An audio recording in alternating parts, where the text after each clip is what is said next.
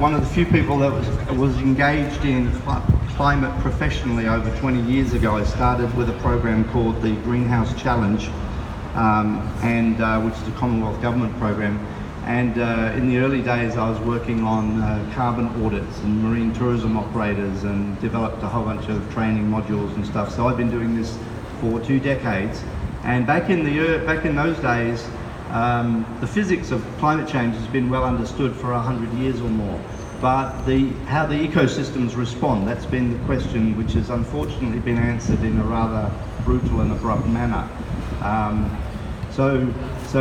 The impacts on ecosystems, which were projected to happen towards the end of the century, 2100 time, are actually about 80 years early. And basically it turns out that we now understand that ecosystems do not like to have too much heat. So one of the things that I do is I talk to leading scientists to get information straight from the horse's mouth. And I spoke recently to Professor Will Steffen from the Australian National University. He's an expert in the Earth system science, which incorporates climate change. And he told me a story about climate change, which I subsequently repeated to a guy called Dr. Peter Carter, who is one of the reviewers of the UN's climate reports, and he concurred with that story. So the story I'm going to tell you is very, very good, some of the best science in the world. So it goes like this.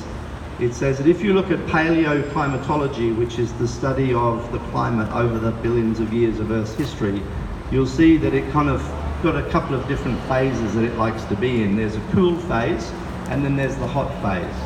And what they're saying is that it doesn't sort of stick around in the middle for very long. It sort of flips, like if you've got a matchbox and put it up on one side, if you push it a little bit, then it flips over. That's the tipping point, as you might have heard that expression. But what he's saying is that if the temperatures get around 1 to 2 degrees above where they should be, this is what we call the pre-industrial baseline, then basically a cascade of tipping points takes place.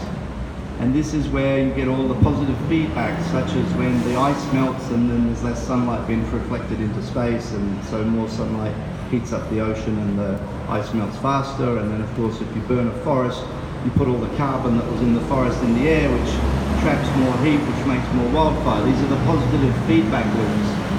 The positive feedback loops are the really scary things, okay? So the humans are pumping about 38 billion tons of CO2 into the atmosphere every year now, and that's kind of manageable in as much as we could wind it back, but the concern is that we've triggered these feedbacks, and the feedbacks will just run away beyond anybody's control. And if that happens, we effectively rerun the Permian extinction. Okay, this is what's called the Great Dying. 250 million years ago, nearly everything got extinguished on the planet because of greenhouse gases releasing from the ground. Now the big difference between the Permian extinction and what we're doing today is we're doing it 10 times faster. The Permian extinction rolled out over the period of about 20,000 years, and we're doing it in around about 200. So in no doubt in any way that we are in a civilizational emergency. We have got the most powerful individuals and institutions standing in the way of an orderly transition to renewable energy, which needs to be sped up massively if we've got any chance.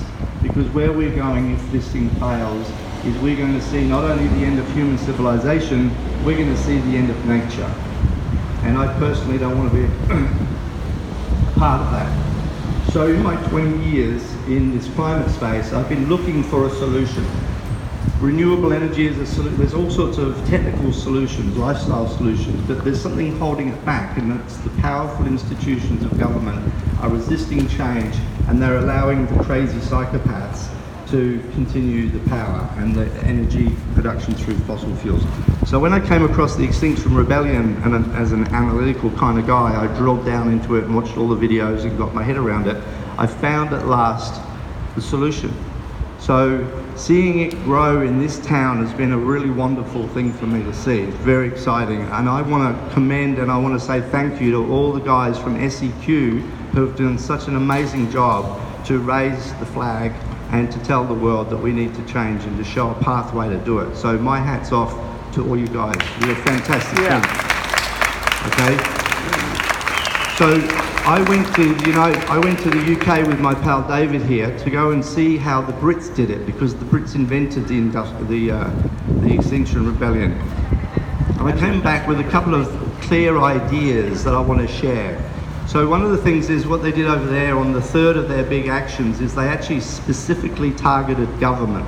So when we got to London, they laid out a map and they'd allocated different streets in front of different government buildings. So for example, Extinction Rebellion was allocated the street outside the Treasury building, and Extinction Rebellion in South East England was allocated a street outside, this different government department. And they really focused and targeted on the disrupting of the government. And part of that was to find that balance between annoying the piss out of the public and actually focusing on the specific people that you're trying to get to change, okay? So that's something and that's why I was keen to start having, or to be involved in putting an action here, because in my mind, this building is the epicenter of the Extinction Rebellion in Queensland. This building is where Anastasia Palaszczuk has her corporate offices. All of the ministers are in here. It's right across the road from the Parliament building. It's got a couple of freeway exits and entries for all the Reds that want to go and disrupt the traffic should they decide to do that. So this is the epicenter in my view, okay? I want to share another idea, something that I hadn't heard expressed, and so like the innovator that I am, I just started thinking it through. And that's an idea, and I'm not trying to set this thing in stone by saying it, I'm just throwing out this out as a way to start the conversation. But the idea of a grand strategy. The idea of a grand strategy.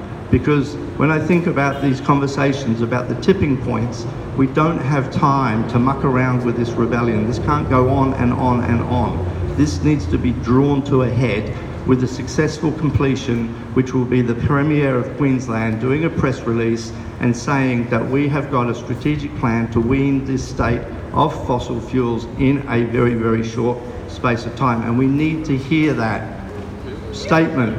And we need to hear that statement. I'm just throwing a number out here, January 2021. Yeah. Now, in the United Kingdom, they've got 86 million people who are 3 hours drive away from the capital on a train. It's very easy for them to get tens or hundreds of thousands of people potentially into the capital, okay? We don't have that. We've got different geography, we've got different demographics over here. So we need to take what they were planning and adapt it to Southeast Queensland. How can we do that how can we force the government to do these things, okay, with the much less people that we're going to have here? Now, we still need to get tens of thousands of people. We still need to very rapidly expand the numbers in this movement, get them trained up in all of the disciplines, okay? And then I think what we need to do is to think through reasonably, what could we reasonably actually do in 12 months to actually get the government to freak out and realize that they don't have any option but to accept the demands. Okay, so in the UK, it's basically gridlock the capital. That's the model. Okay, so maybe the model is simply to gridlock the whole city in that strategic manner, that you've put 12 or 13 different locations, and the theory being, of course, that you've got to hold it for long enough, which means you need enough people that when the people in the front line are arrested, there's people that step in behind them. That is a huge effort. That is tens of thousands of people who are prepared to get arrested in that model. So somehow that needs to be adapted into a Queensland model, and I'm putting forward that we think about having a date when this thing is over, and that we work backwards from that and try and figure out what it is exactly that we've got to do to force this ecocidal regime to wake up to the facts. Okay, thank you. Okay.